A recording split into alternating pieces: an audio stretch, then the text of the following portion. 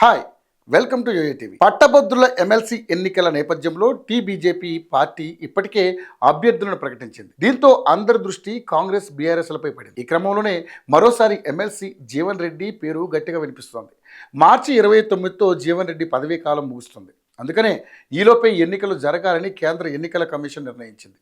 ఈ నేపథ్యంలోనే కాంగ్రెస్ పార్టీ తరపున ఎలాగూ సిట్టింగే కాబట్టి జీవన్ రెడ్డినే పోటీ చేస్తారని అందరూ అనుకున్నారు. ఈ మధ్యనే గాంధీ భవన్లో పిసిసి అధ్యక్షుడు బొమ్మ మహేష్ కుమార్ గౌడ్ జరిపిన ముఖ్య నేతల సమావేశంలో కూడా జీవన్నే అభ్యర్థిగా డిసైడ్ చేశారు.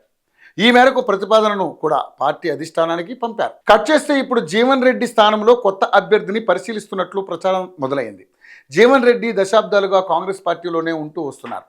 పార్టీ పట్ల నిబద్ధత కలిగిన గుర్తింపు ఉన్న జీవన్ రెడ్డి ప్లేసులో కొత్త అభ్యర్థిని వెతుకుతున్నారన్న ప్రచారం చాలా ఆశ్చర్యంగా ఉంది. ఇప్పుడున్న రాజకీయ పరిస్థితుల్లో సీట్లో గెలవడం కాంగ్రెస్కు చాలా ప్రతిష్టాత్మకం. జీవన్ పార్టీలోనే కాకుండా కరీంనగర్తో పాటు ఆదిలాబాద్, నిజామాబాద్, మెదక్ జిల్లాలో కూడా బాగా పాపులర్.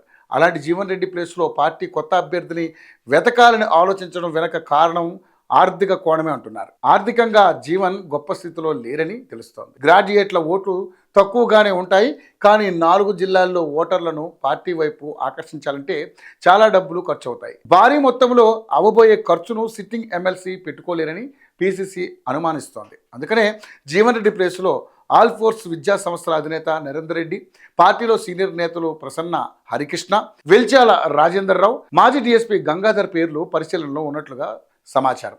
అభ్యర్థి ఎవరైనా వారంలోనే పార్టీ అధిష్టానం ఖరారు చేసి ప్రకటించే అవకాశాలున్నాయి. ఇక్కడే చిన్న మెలిక ఉంది. అదేంటంటే రేవంత్ రెడ్డి గట్టిగా తలుచుకుంటే జీవన్ రెడ్డి పోటీకి ఆర్థిక అంశం అన్నది పెద్ద సమస్య కాదు.